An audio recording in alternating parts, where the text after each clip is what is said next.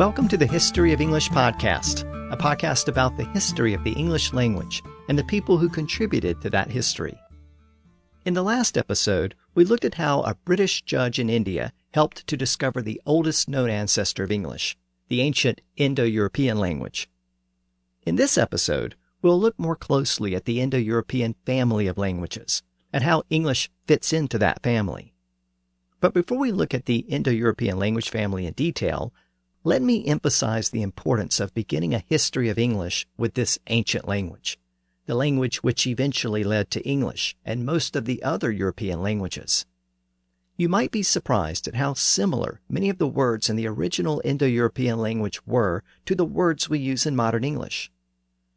Now, no one knows for certain how the original Indo-European words were pronounced, but some of the words which have been reconstructed in this language appear to be very similar to their modern English equivalents. Oxen was uxen. Mother was mater. One was oinos. 6 was svex. 7 was septum. Bear was ber. And apple was abel.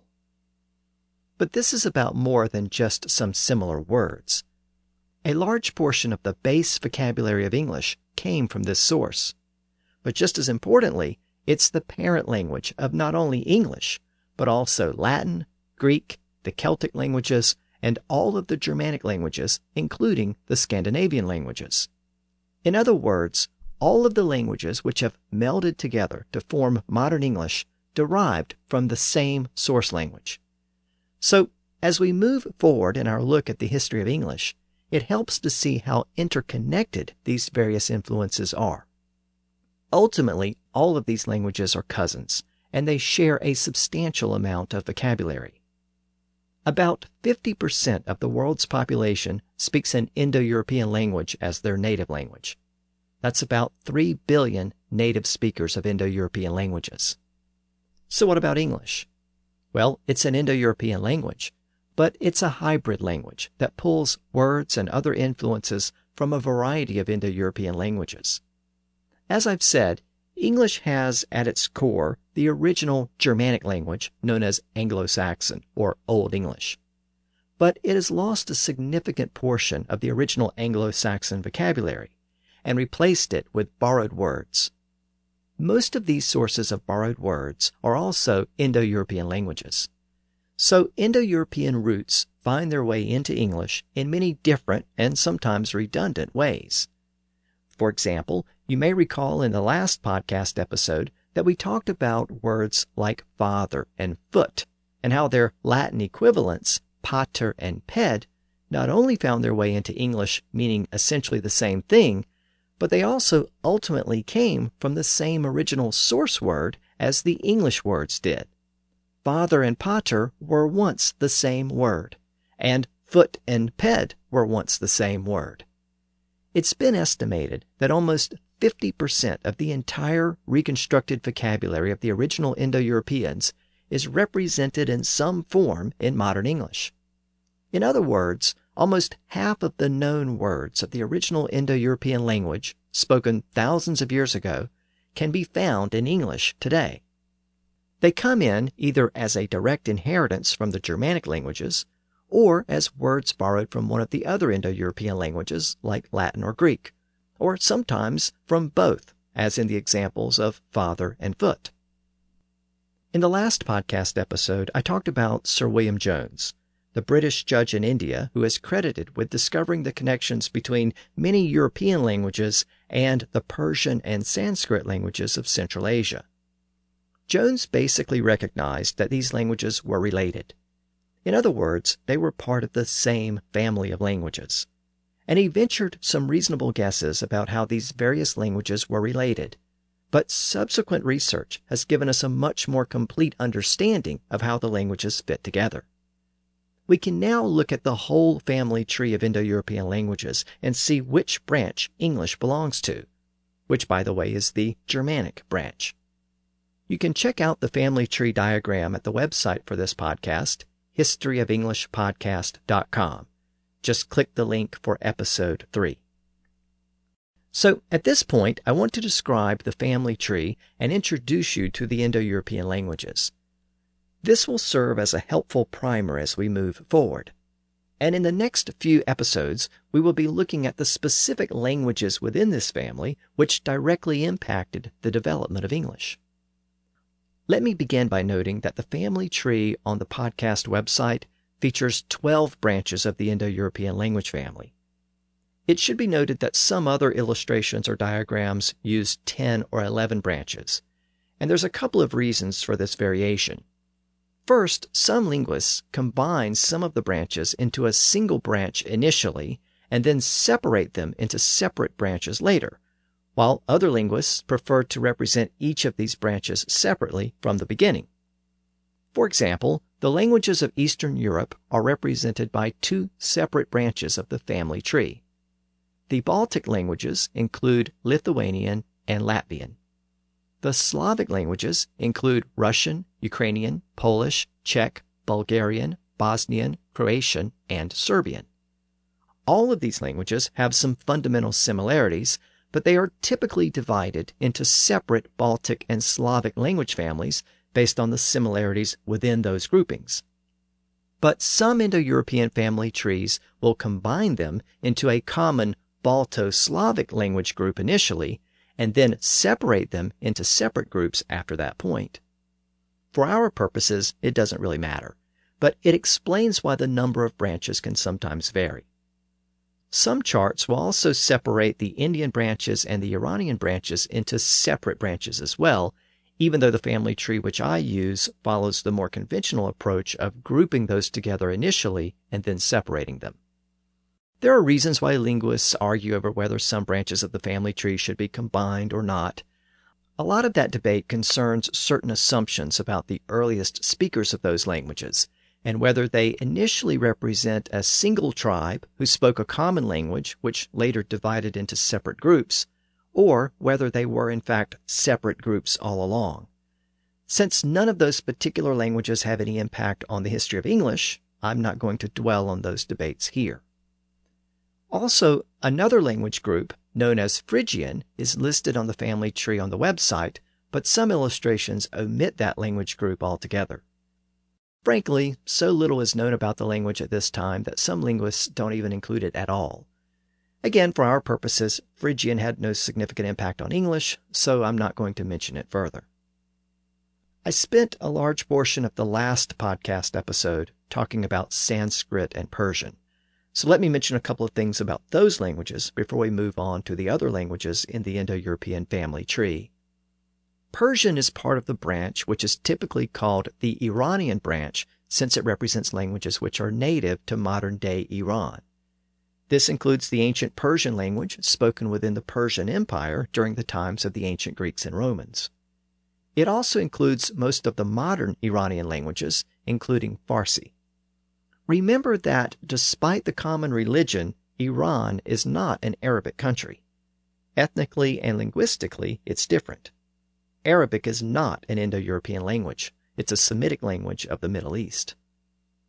To the south and east of the Persian language family, we have the Indian language family, which includes languages spoken primarily in northern and central India. Of course, this includes Sanskrit, which we've previously discussed, as well as modern Indian languages like Hindi and Urdu. The family tree also includes the Albanian language spoken in Albania. Modern Albanian is the only language in that branch of the family tree. Another branch of the tree, which only contains one language, is Armenian. It contains the modern Armenian language, which is spoken in Armenia, which is located south of the Caucasus Mountains between the Black Sea and the Caspian Sea. There are two other branches which represent languages which are long extinct as actively spoken languages. The Hittites of modern Turkey are mentioned in the Old Testament of the Bible. In the early 1900s, a set of cuneiform inscriptions from the Hittite Empire were discovered and deciphered. It turned out, much to the surprise of many linguists, that the Hittite language was in fact an Indo-European language. It is in fact the oldest attested Indo-European language. Another long extinct Indo-European language was also discovered in the early 1900s in the deserts of the Xinjiang region in northwestern China. Several manuscripts were discovered by archaeologists in that region. They were translated, and once again, to everyone's surprise, the language was an Indo-European language spoken in the 2nd millennium BC. The area in which the manuscripts were found lies upon the Silk Road, which connected East Asia with Central Asia, the Near East, and Europe. This is the easternmost discovered Indo-European language and probably represents an early Indo-European speaking group from Eurasia, which migrated along the Silk Road and eventually settled in northwestern China. That leaves 4 remaining branches of the Indo-European family: the Hellenic or Greek branch, the Italic branch, which includes Latin, the Celtic branch, and the Germanic branch. Those 4 language groups represent the Indo-European languages spoken in Western Europe, and consequently the 4 branches which directly impacted the history of English. So these 4 language groups will be the focus of much of the first volume of the podcast. The Hellenic branch represents Greek from its earliest form spoken in Mycenaean Greece, at least by 1600 BC, if not earlier. It also includes the various regional Greek dialects of the Classical Greek period and the modern Greek language spoken in Greece today. Greek has had a major impact on English. Some Greek words came directly into English, but most of the Greek words in English came into English via Latin. As you probably know, the Romans were heavily influenced by Greek culture, and they adopted a tremendous number of Greek words. As we will see shortly, the Latin language has consistently influenced English and its predecessors since the time of the Roman Empire. As a result, many English words can be traced back to ancient Greece. The Greeks also borrowed an alphabet from the Phoenicians, which is the same basic alphabet we use today, again as modified by the Romans. The Italic branch represents the languages spoken in Italy after various Indo-European speaking tribes settled there. Over time, the Latin dialect spoken in Rome won out as the Roman Empire came to dominate Italy and eventually the entire Mediterranean and Western Europe. Over time, Latin became a dead language in the sense that people stopped speaking it as their native or first language, though it continued to be studied and learned as the language of the church and later as a language of science and academia. The original Latin language fractured into various regional dialects, and those dialects evolved into the modern languages we know today as the Romance languages: French, Italian, Spanish, Portuguese, and a few others. So all of those languages also belong to the Italic branch, even though most of them are not spoken in Italy, except of course as learned languages. By the way, many people are under the impression that these Latin-derived languages are called Romance languages because they sound romantic when they're spoken, and they may very well sound romantic, but that's not why they're called Romance languages. They're called that because they are spoken in areas that were once Roman, and thus spoke Latin. But the word romance or romantic actually comes from the French word for Roman as well. The term originally described a type of French literature which involved themes of chivalry. The term eventually came to refer to French literature involving a love story. So Rome is the root of romance in its conventional sense and in its use to describe Latin-based languages in Europe. Now, Latin is the biggest influence on English outside of English's native Germanic language family. Estimates are that as many as 1/4 of the words in a full-sized Latin dictionary have made their way into English in some form. Latin words have found their way into English almost without interruption since English was a discernible language, and even before that. First, during the time of the Roman Empire, before English was English, when the ancestors of the earliest Anglo-Saxons were still living among other Germanic tribes in northern Europe, Latin was seeping into these early Germanic languages. The Romans traded with the Germanic tribes, they regularly employed them as mercenaries in the Roman army, and several Germanic tribes became protectorates of the Roman Empire, living within the empire, and some of them eventually became Roman citizens. Of course, southern Britain was also part of the Roman Empire for about 4 centuries. So Latin was being spoken in Britain among many of the native Romanized Britons when the Anglo-Saxons arrived in the 5th century. These Latin influences impacted English after the Anglo-Saxons arrived in Britain. Shortly after that, the church centered in Rome expanded throughout Western Europe and into Britain itself. From the early Middle Ages until the Renaissance, the church was the dominant unifying factor in Western Europe, not only religiously, but also politically, socially, and culturally. For much of this period, most of the literacy in Western Europe was confined to the church monks. Latin was also a lingua franca, which enabled travelers throughout Western Europe to communicate in something close to a common language. Not surprisingly, Latin continued to seep into English during this period as well. Of course, in 1066, the biggest impact of all occurred when the Norman French invaded and conquered England under William the Conqueror. As I said, French is a Romance language, having evolved from the original Latin spoken by the Romans. So the massive number of French words which entered English after the Norman invasion resulted in one of the biggest deposits of Latin words into English. Even as late as the Renaissance and thereafter, Latin continued to influence English as the language of scholarship, science, and medicine. The net result of all of the Latin influence on English is that we have a language today that is really a blended language, with the two biggest influences being the Germanic languages and Latin. You can think of English in its most basic terms as a blend of these two language groups. English is not a Romance language, but it bears certain similarities to those languages due to the massive borrowing. If you've ever studied French, Spanish, Italian, or another Romance language, you will constantly notice similarities in vocabulary between English and the Romance words. Some of these similarities are due to their common Indo-European roots, but most of it is a result of borrowing. Some linguists think of English as a massive oak tree.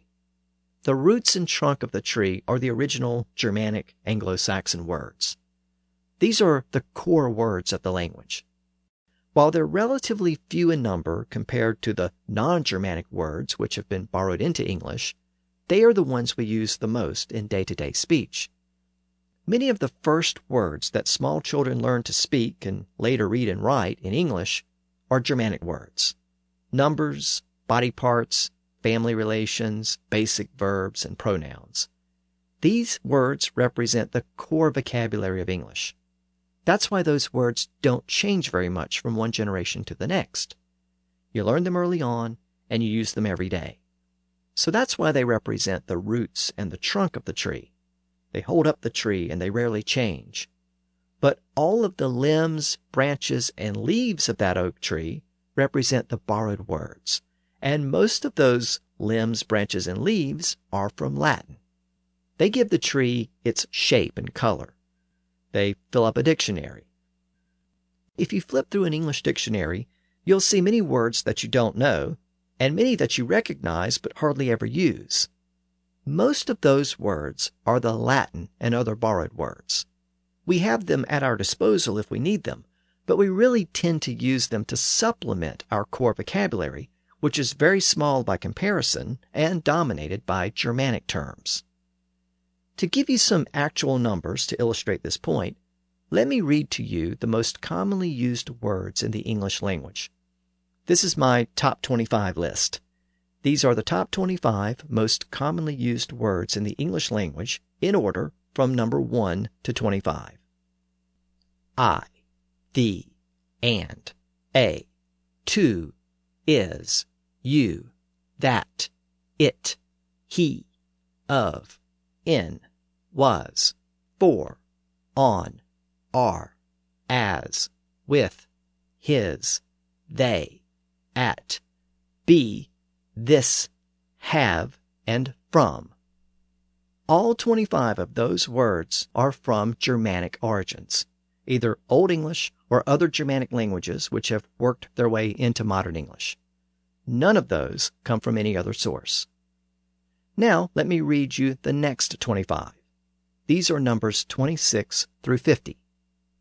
Or, one, had, by, word, but, not, what, all, were, we, when, your, can, said, their, use. And that's it. At number 42 on our list, the word use is the first non-Germanic word. It's actually an old French word that came into English, and that's the first word on the list that is of a non-Germanic origin. But then, if we pick up with the next word at number 43, we have an, each, which, she, do, how, there, and if. That's the remainder of the second group of 25 words. So, out of the top 50 words, we only have one word that is not from the Germanic language family. And if we continued this out, we would basically see the same thing. Out of the 200 most commonly used words in English, 183 of them come from the Germanic language family. Only a small handful come from other language families. And again, most of those come from Latin. Yet, here's the key. When the entire vocabulary of English is taken into account, when one looks at an entire English dictionary, for example, the Anglo-Saxon words represent a tiny fraction of the total. They are very few, but they represent the core of the vocabulary. They are the words we use most often. So again, the Anglo-Saxon words are the roots and the trunk of our oak tree, using the analogy I gave, while the other languages, especially Latin, represent the branches and leaves. And keep that oak tree analogy in the back of your mind as we discuss Latin and the Germanic languages throughout the podcast series. That leaves us with two language groups, the Celtic and the Germanic. Once upon a time, before the Romans expanded into Europe, the Celtic languages dominated much of Europe and were spoken throughout Britain when the Anglo-Saxons arrived. Of course, they're still spoken in much of the British Isles outside of England. This includes modern Irish, Welsh, and Gaelic. Unfortunately, the Celtic languages in many of these areas are slowly dying out, with fewer and fewer speakers. There's also one area outside of the British Isles where Celtic languages are spoken today, in the French province of Brittany in northwestern France. The Celtic language spoken there is called Breton. The Celtic ancestors of modern Brittany actually came from Britain. As the Anglo-Saxons poured into Britain in the 5th and 6th centuries, many native Celts moved northward into Scotland and westward into Wales, but some fled southward out of Britain and across the English Channel into northwestern France, where they helped to found Brittany. Today, when we think of Celtic culture, we typically think of places like Scotland, Ireland, and Wales. But these are merely the modern remnants of a culture that once dominated most of Europe. In fact, the ancient Celts were the first Iron Age people of Europe, and they are often called the first masters of Europe. The extent to which we can think of all of these Celtic-speaking people who emerged in Central Europe around 800 BC as a specific group of people is the subject of ongoing debate among historians. But these people who we call Celts did share certain cultural characteristics, most notably a common language or a common group of languages. But the ultimate story of the Celts in continental Europe is the story of being caught between a rock and a hard place. To the south in Italy and the Mediterranean was the Roman Empire, with intentions of expanding northward. To the north in Scandinavia were the Germanic tribes, with intentions of expanding southward. The Celts occupied the vast expanse of Europe in between. Over time, the Celts would be caught in between these expanding forces, and by the 2nd century AD, they were completely overtaken by the Latin-speaking Romans and the Germanic tribes. And by the 6th century, they were overtaken in the area we would come to know as England by another group of Germanic tribes, the Anglo-Saxons. Since the Anglo-Saxons emerged as the conquerors, they borrowed very little from the defeated Celts. This included the Celtic language, which had some, but relatively little, impact on modern English. That leaves us with the ancestors of the Anglo-Saxons, the Germanic tribes. As I've mentioned, English is part of the Germanic branch of the Indo-European family tree. When we say English is a Germanic language, what does that mean? Well, it doesn't mean English came from German. Modern German and English each evolved separately from an ancient common shared language, which linguists call Proto-Germanic. In that sense, English and German are related, you might say cousins, within a larger Germanic family of languages. Other modern languages within that larger Germanic family include Dutch, Danish, Swedish, and Norwegian. The Germanic language family began with a group of early Germanic speakers in Scandinavia. Over time, they migrated southward into the heart of continental Europe. Early on, these tribes divided into three distinct groups, which are represented by the three branches of the Germanic languages. The tribes who remained in Scandinavia are known as the Northern tribes, and their language developed into Old Norse, the language of the Vikings, and eventually into modern Danish, Swedish, Norwegian, and Icelandic. The tribes which moved southward divided into two separate groups. One group moved eastward into Eastern Europe, and these linguistic groups are known as the East Germanic tribes. These dialects eventually died out as these tribes became assimilated into other tribes and territories. The most notable of these tribes were the Goths, who played a large role in the fall of the Roman Empire. While some Germanic tribes migrated southeastward into Eastern Europe, others migrated southward and westward into the areas of modern Germany and eventually modern France. These tribes are known as the West Germanic tribes, and this is where we find English, as well as modern German. The western branch of the Germanic family tree is often subdivided into two separate groups, High German and Low German. Now, high and low refers to the altitude, which can be easily confused. The southern part of Germany is mountainous, so the southern part represents High German. As you move north towards the North Sea and the Baltic Sea, the elevation drops to sea level, and this represents the area of Low German. So High German is in the south, and Low German is in the north. The modern Standard German language is spoken within the higher elevations and is considered part of High German. This also includes Bavarian and Austrian. However, there are also German dialects spoken closer to the coast, as I mentioned. So Low German includes these German dialects as well, which are usually just called the Low German dialects. Low German also includes Dutch and Flemish, which are spoken in the Netherlands and Belgium. Now, let's focus more closely on the Low German dialects, because that's also where we find English. This is our little family within the larger Germanic family, and within the much larger Indo-European family. Again, the Low German territory includes the modern Netherlands, the coastal lowlands of northern Germany, and parts of Denmark.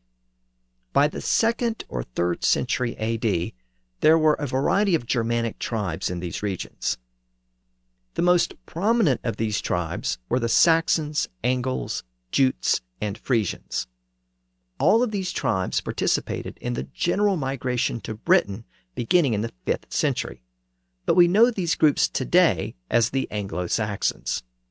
The Jutes and Frisians represented a smaller portion of the total number of immigrants. Since they didn't get their names in the label Anglo-Saxon, we tend to ignore them, but they were definitely included. The Jutes lived in modern Denmark, in the peninsula we still know today as Jutland, which basically means land of the Jutes. The Jutes primarily settled in eastern England, in the area known as Kent. The Frisians lived along the North Sea coast from part of the modern Netherlands northward along the German coast. And if you look at a map, you will notice that the Angles, Saxons, and Jutes lived east of Frisia, and Britain is across the North Sea to the west. In the process of migrating to the west, to Britain, the Angles, Saxons, and Jutes would have passed through Frisia. In the process, some of those Frisians joined in the migration, but they did not represent enough people to carve out their own distinct territory in Britain like the Angles, Saxons, and Jutes. Now, Frisian territory still exists in the Netherlands and northern Germany, and a modern Frisian language is still spoken there and in parts of coastal Denmark. In fact, if German is a cousin of English, Frisian is probably the closest thing we have to a sibling of English. In fact, there are remarkable similarities between Frisian and Old English. A common poem reads, "Bread, butter, and green cheese is good English and good Frise." This phrase is read almost identically in English and Frisian. Dutch speakers would pronounce bread, butter, and cheese quite differently, but the Frisian pronunciation is very close to English, and so the phrase is literally true. The circumstances which led to the migration of the Low German tribes to Britain beginning in the 5th century will be covered in an upcoming episode of the podcast on the Anglo-Saxon migrations and the development of Old English. But for now, we'll just note that these tribes settled in southern Britain. The Jutes established a territory in the east, which is modern Kent.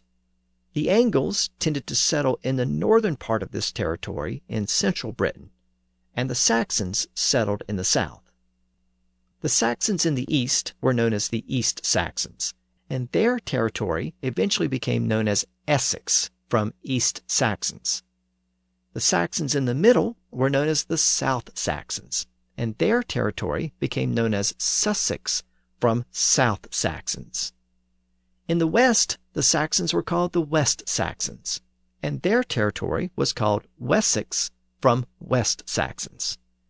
And it's here that we can finally pinpoint Old English. Remember that at this early stage, there were still regional variations among these tribal groups. But most of their territory would eventually fall to Viking invaders a couple of centuries later. It was only the West Saxons, under their leader Alfred, known as Alfred the Great, that were able to withstand the Viking invasions. They eventually fought back and preserved the culture and the language of the Anglo-Saxons. Since they emerged as the dominant territory in the aftermath of the Viking disruptions, it's their dialect, the West Saxon dialect, that would come to be used in most Old English documents. And there you have it, English within the Indo-European family of languages. You will probably have noticed by this point that all of the major European languages are included within the Indo-European family. However, there are a few European languages which are not considered Indo-European languages. This includes Finnish in Finland, Estonian in Estonia, Samen in northern Scandinavia, and Hungarian, also known as Magyar, in Hungary, all of which are considered part of a separate language family known as Uralic. The Basque language, spoken in northern Spain, is also a unique language with no ties to the original Indo-European language. And the modern Turkish languages also represent a separate family of languages. But with these few exceptions, all of the other languages of Europe are descended from the original Indo-European language. So what about that original Indo-European language? Where was it spoken? When was it spoken? And who were the people who spoke it? In the next episode of the podcast, we'll look at how linguists have actually been able to reconstruct significant portions of this ancient language. And one of the key figures in this process was a collector of fairy tales, one of the famous Brothers Grimm. So next time, we'll explore Grimm's Law and look at how the Germanic languages, including English, have changed over time. And with this knowledge, we'll see how Grimm's Law allows us to reconstruct a significant portion of that original Indo-European language, and in the process, see many of the original sources of modern English words and grammar. So until next time, thanks for listening to the History of English podcast.